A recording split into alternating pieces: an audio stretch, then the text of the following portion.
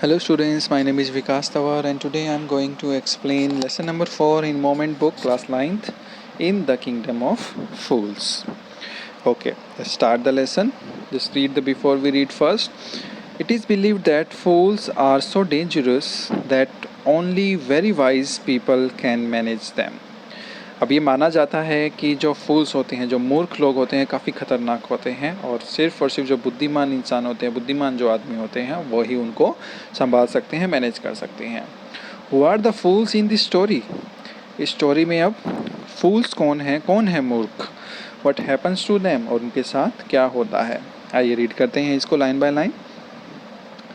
In the kingdom of fools both the king and the minister were idiot. अब जो kingdom of फूल था, जो मूर्खों का जो साम्राज्य था, उसमें क्या था, जो राजा था और जो मंत्री था, वो दोनों ही क्या थे? इडियट थे, मूर्ख थे. They didn't want to run thing like other king. वो दूसरे राजाओं की तरह चीज़ों को नहीं चलाना चाहते थे. So they decided to change night into day and day into night. इसीलिए उन्होंने डिसाइड किया, ये तय कर दिया उन्होंने कि वो दिन को रात बना देंगे और रात को दिन बना देंगे. कैसे बनाते हैं वो ये दिन को रात और रात को दिन? आइए देखते हैं. They ordered that everyone should be awake at night. उन्होंने आदेश दिया कि हर कोई रात को क्या करेगा? जगेगा, सोएगा नहीं.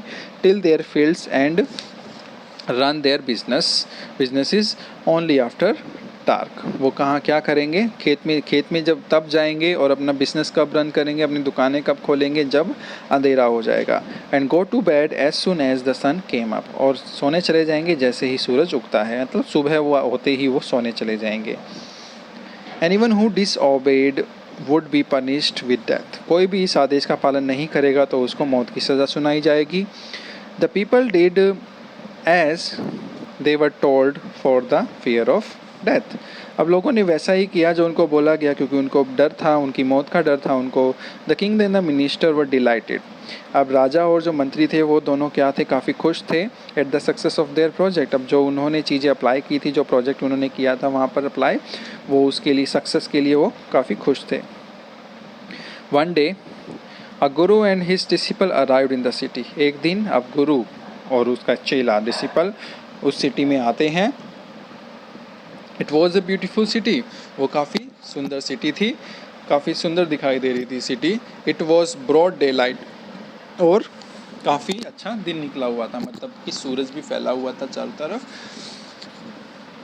But there was no one about. लेकिन वहाँ पर कोई बाहर नहीं घूम रहा था, कोई नहीं दिख रहा था उनको. Everyone was sleep. हर कोई वहाँ पर सो रहा था. Not a mouse stirring. कोई चूहे की भी हरकत नहीं हो रही थी वहाँ पर.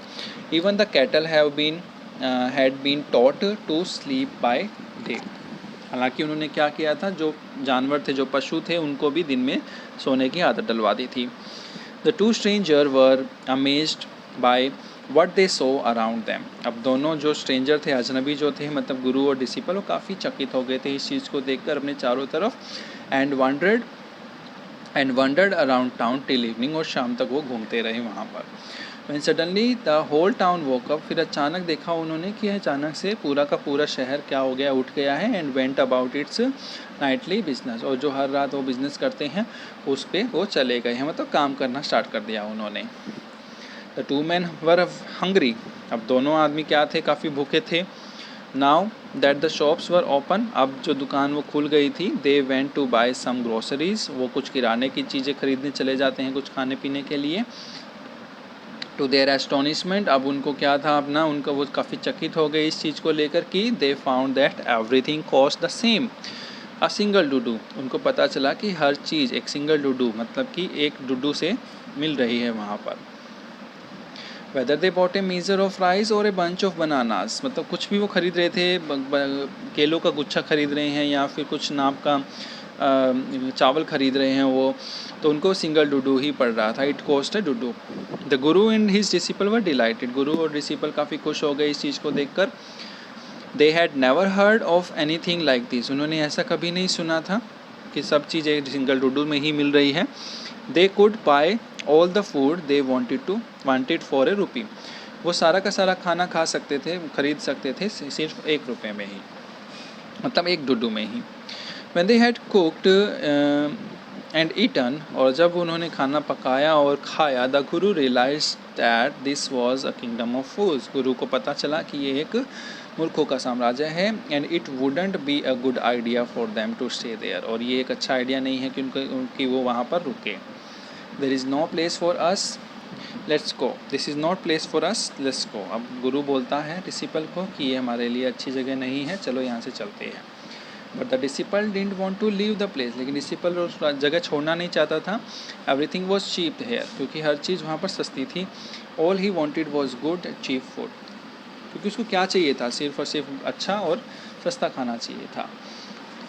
द गुरु सेड, आगे गुरु बोलता है, दे ऑल आर फूल्स, वो सब मूर्ख हैं. This won't last very long, ये काफ़ी देर तक, दिनों तक नहीं चलेगा. And you can't tell what they will do to you next, और तुम नहीं बता सकते कि वो तुम्हारे साथ आगे क्या करेंगे. But the disciple wouldn't listen to the guru's wisdom, लेकिन जो गुरु की जो बुद्धिमत्ता वाली वो जो बातें थी वो डिसिपल नहीं सुनता है. ही वॉन्टेड टू स्टे, वो वहाँ पर रुकना चाहता था.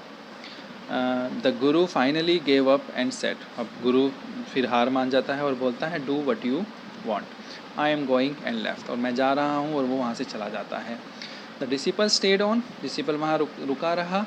Eight his fill every day, और अच्छा पेट भरकर खाना खाता रहा. Bananas, ghee, rice, wheat, and grew fat like a street side sacred bull, और ऐसी ऐसी चीज़ें खाकर वो काफ़ी मोटा हो गया था, और जो गलियों में जो बुल होते हैं, जो बैल होते हैं, उनकी तरह वो फूल गया था.